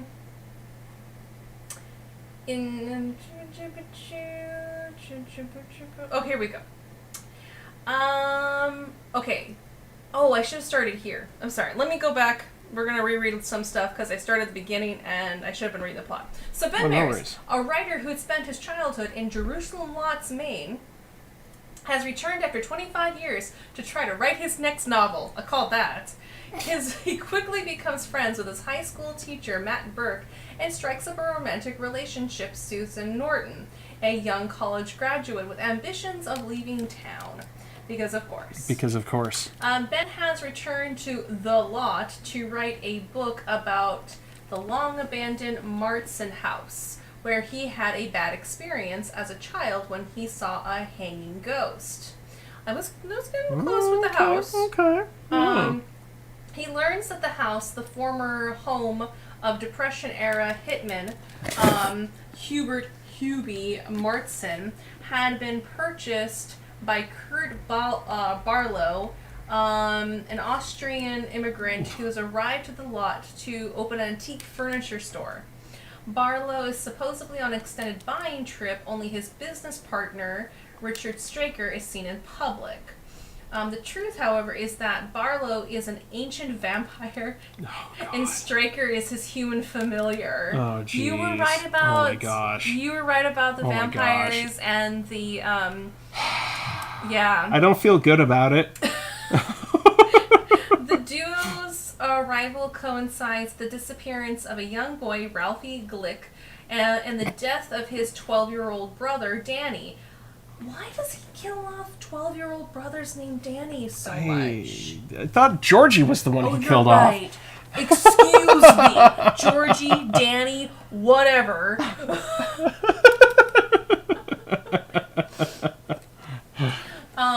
So the death of the 12-year-old brother, Danny, who becomes the town's first vampire turned by Barlow. Barlow also turns town dump custodian Dud Rogers. Dud Rogers? Name. That is a name. And telephone repairman Corey Bryant. Danny turns other locals into vampires, including Graveyard Digger, Mike Grierson, a newborn baby, a man named Jack Griffin, Danny's mother. Danny falls fails to turn his classmate, Mark Petrie, who resists him by holding a plastic cross in Danny's face. To fight the spread of the new vampires, Ben and Susan are joined by Matt and his doctor, Jimmy Cody, along with Mark and the local priest, Father Callahan. Susan is trapped by Barlow, who turns her. She is eventually staked to the heart by Ben. Oh. When Father Callahan and Mark goes to Mark's parents' house to explain the danger the family is in, the power is suddenly cut off and Barlow appears. After killing Mark's parents, Barlow takes the boy hostage. Callahan pulls his cross in his attempt to drive him off, and it works until Barlow challenges him to throw the cross away. Callahan, not having faith enough to do so, is soon overwhelmed by Barlow, who forces Callahan to drink his blood, making him unclean. When Callahan tries to re-enter his church, he receives an electric shock, preventing him from going inside. Callahan leaves Jerusalem's lots. Matt suffers a fatal heart attack while Jimmy is killed, and when he falls from a rigged staircase, he is impaled by knives set up by the vampires. Oh, jeez. Ben and Mark destroy Barlow, but are lucky to escape with their lives and are forced to leave the town to the now leaderless vampires. The novel's prologue, which is set shortly after the story proper, describes Ben and Mark's fight across the country to a seaside town of Mexico, where they attempt to recover from the ordeal. Why do they always end up in Mexico? Mark is received into the Catholic Church by a friendly local priest and confesses for the first time what they've experienced. The epilogue has the two returning to the town a year later, of course. Of course. Intending to renew the battle. Ben, knowing that there are too many hiding places for the vampires, starts a bushfire in the nearby woods, killing all the local wildlife. Classy. With the intent of destroying the town and all the people who live there. Yeah. Oh my gosh. You were right. It was about freaking vampires. Jeez. Gosh dang it. That face, it looked too much like every Nosferatu ever. You know what? You're right. I didn't even think about that. You call it. Kudos. Gold star, Ken. Thank you Gold very star. much. God, it's just like every other Stephen King book, though.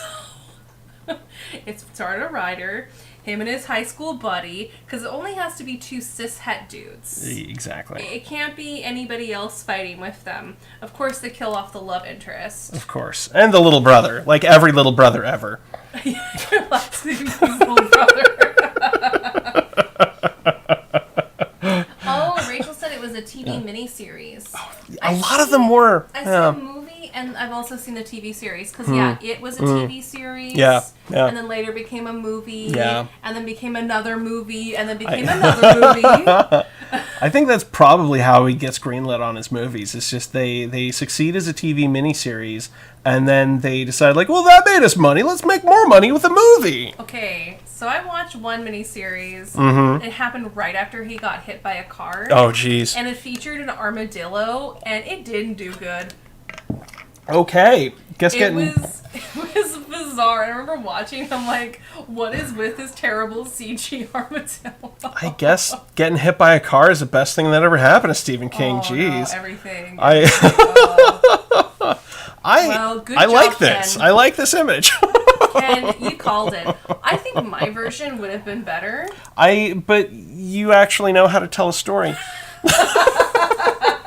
Okay, touche. I know. All right. I did too good of a job. I should have thought more about Stephen King. We've got about 15 minutes left. Do you want to do another one? One last one for the road? Let's start, yeah. All right. We have a couple of ones we really wanted to do, but we already did Stephen King. We did do a Stephen King one.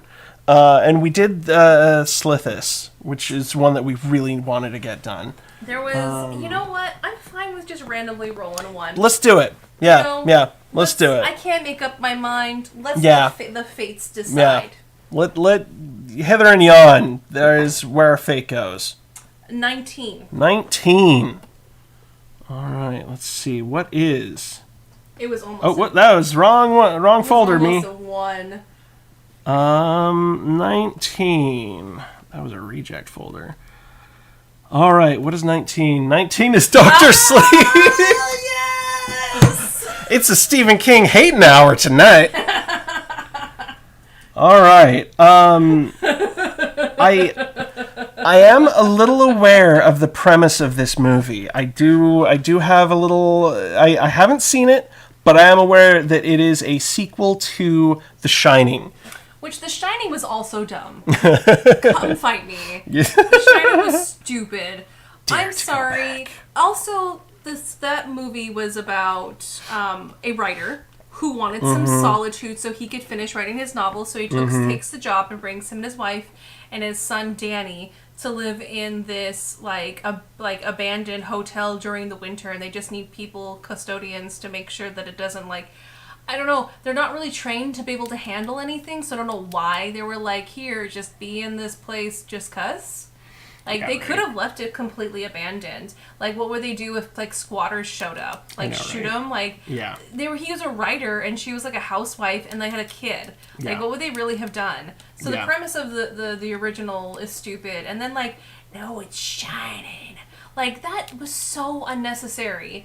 And that's where Stephen King got too much credit, was that he just threw in weird elements that made it stand out, thinner, or this, or shining, and it's just it because it was so weird, and it kind of broke that normal kind of mold for horror movies and stories, that it set him enough apart. That's where he got way too much credit, that I personally believe. So Dr. Sleep? Yes, Dr. Sleep. Oh my god. I'm getting a lot of practice on my Stephen King caricature. Oh my god. So I didn't know that this movie existed until today. And I'm oh, you gotta be shitting me. Oh. Yeah. Rachel also says that the book was better. Again, he can write 200 pages. He goes any further than that, it gets bad real fast. So Ken told me that the premise is that Danny, the little boy, decides, 25 years later, like Stephen King always does, that he returns back to the hotel for what reason? I have no idea. Because story. I don't know. Yeah, story. Because story. So, the two twins who were red, oh, it's murder, ah, ha, ha, ha. Because no one could figure that out. Right. When, the people I used to hang out with who love Stephen King, I'm that's dumb. They're it was clever. I'm no, it's dumb. Red Rum is stupid. But there it is. Again, it's weird enough that it was enough iconic, where you chant certain things. When you're in a crowd full of people and they're all chanting the same thing, most people tend to chant with them. So if somebody's chanting oh, did you see the movie Red Rum? Yeah, right. Right? It becomes this iconic thing. So I legit had no idea that Dr. Strange? Dr. Sleep. Dr. Sleep. Dr. Strange is a Marvel movie. Stephen King wishes he had Dr. Strange money, I'm just saying. So Dr. Love? It's Dr. Strangelove, yes. Dr. Strangelove. Dr. Sleep. So, I don't even know where to even start on this one. It seems so stupid to me. I have an idea. Is he talking to a psychiatrist? He's talking to a psychiatrist because he can't get a good night's sleep. That's a different Stephen King novel. Oh my god. That is a different Stephen King novel. I feel like it's monkeys and typewriters now, That is a different Stephen King novel. He wrote one where it's this guy, he travels to fucking Alaska, a writer, because he wants the solitude so he can write his novel. God. And he gets into this place where basically the sun never sets for a certain amount of days. Oh, yeah. And he goes crazy and starts murdering people because he can't sleep because the sun won't set. Oh, God. That's... Wow. 30 Days of Night handled that much better, that comic. I'm just throwing that out there. Oh my god, that is really funny. Okay, so Dr. Sleep, I just have to say, as much as I just think it's really stupid, the things about a sequel, because we put a few sequels in here, and I wanted to talk about horror sequels. So I'm glad we got to talk at least one sequel, because the sequels where people think that they are great is actually where they suck.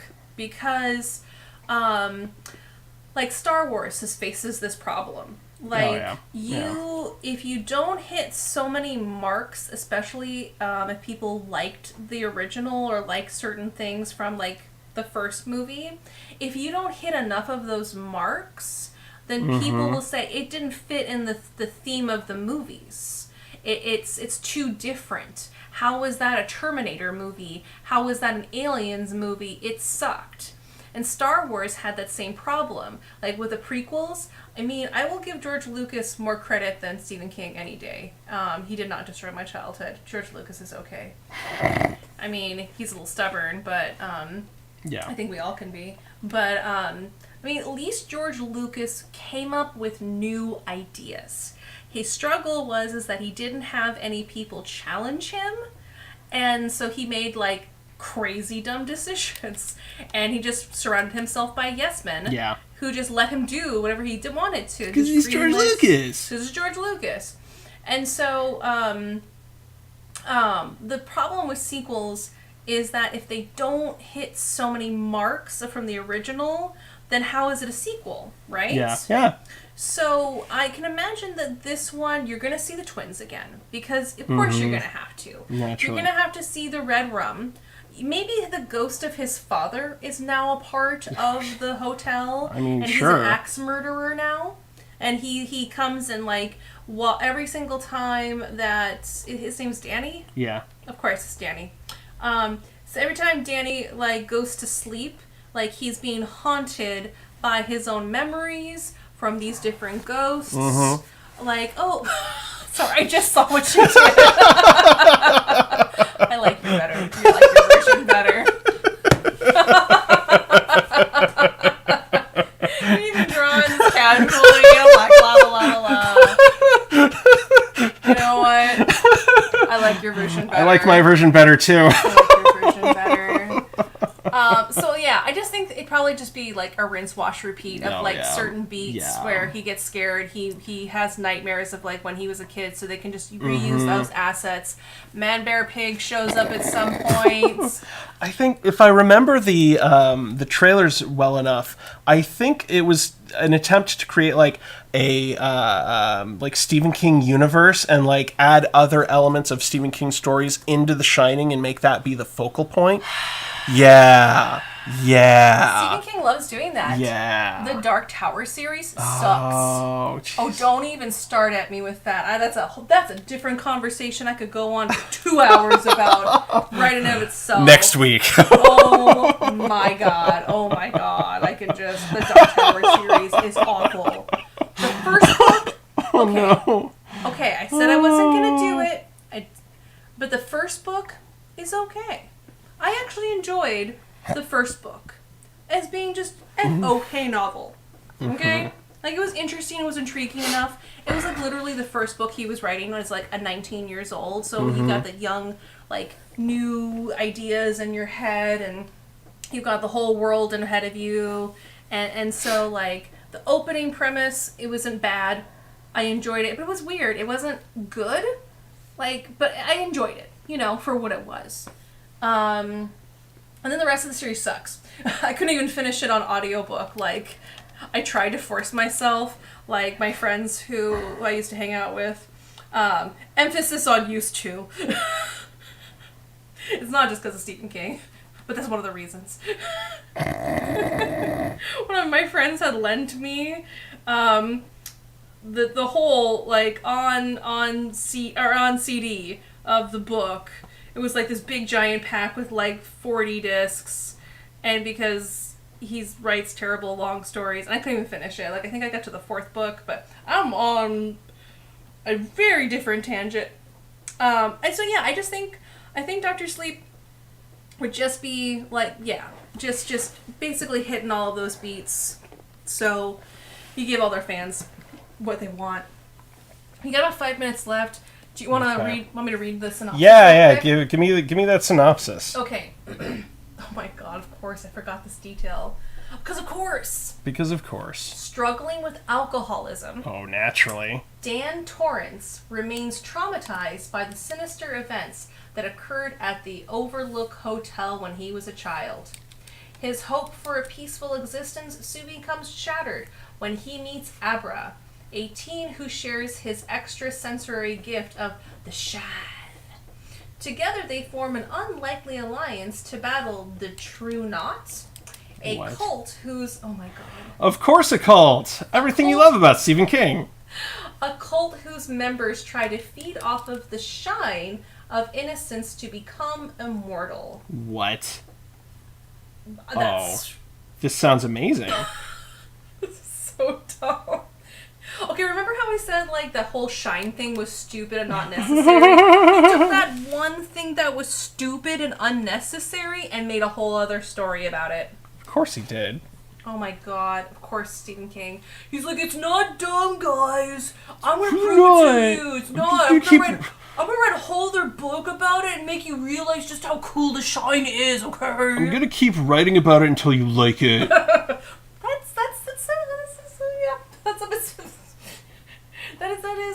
That is his MO. That is something that he would do. Because he does not really like his fans. He really doesn't. He's gone on public places like saying how he doesn't really like his fans. Oh my god. Oh my god. Ken, I think you fixed it. Okay. I think you did a better job with Dr. Sleep. That's pretty amazing.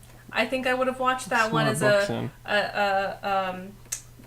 Stephen King versus Freddy Krueger. Is that a Freddy or is that a Jason? That's a Freddy Krueger, but Okay. he does have Jason on his desk. Oh. He does have his picture. They took their relationship to the next level. That's really sweet. Right? That's real sweet. I like that you're keeping it in canon. Yeah. You know? We have our own Jam and Jabber canon. Yes, absolutely. Oh my gosh. This was delightful. We just got a few minutes left. Ken, this was a lot of fun. This was fun. Thanks for joining me, Steph. Always. It's my pleasure. I love doing these. So we've got a lot of really great ideas coming up. We've got 2 more streams before Halloween. We're going to keep up with the spoopy themes. We're going to keep it in suspense because it's spoopy. Yeah. But we might do a few teasers of what next stream's going to be about before we start. But we do know, we will say this, that they will be spoopy themed. They absolutely will. And, yeah, if you have some suggestions of things you'd like us to do that are spoopy themed, or just other general ideas for future streams, please let us know in the comments. Yeah. We are always open for ideas. We really love this idea of making more movies, and last night when we couldn't sleep, we came up with 1 million ones, and I'm already excited for Thanksgiving. I just want to say I'm really excited for Thanksgiving. We got plans. We got really good plans. We got great plans. Again, we'll drop a comment if you got some suggestions, things you'd like us to draw. Well, us. Ken, he's doing all the heavy lifting. I'm just the one jabbering in the background. You know, couldn't do it without you. Ken is in the middle of a really awesome art challenge, a month-long Octobits, where he's making different pixel art based off of different word prompts. I absolutely love today's good puppo. So if you want to see more of his art, you can go to... You can go to my Facebook, which is Kenjamin Art and Design, or my Instagram, also Kenjamin Art and Design. I am also on Twitter as Kenjamin Art. All are fantastic places to find really good art, pixel art and illustrations, both of them. That's where you can find me. And Steph can be found at... I do some art. It's a little different. If you want to look at some cool art, maybe a little spoopy themed, I am Raven Wisdom Arts on Instagram and on Twitter. Yeah. I don't post as much on Twitter, so hit me up on Instagram. I'm more on there. That's more my place. Steph draws and makes really awesome kind of sigil art and more kind of spiritual nature things. So, highly recommend. Really fantastic artist. Thank you. Yeah. Thank you. And I also just love to jab. This is beautiful. I am really in love with this, like, psychologist Freddy Krueger. I mean, he is Dr. Sleep. You know what? I really think Stephen King should see a therapist. Don't we all? Yeah. All Go to right. therapy, drink your meds. You know, with all of his characters being alcoholics, I think they are. This was a lot of fun. Thank This you all was for fun. joining Thank us. you. Yeah. And we look forward to seeing you Thanks next for week. watching. Thank you All so right. much. Have a great night.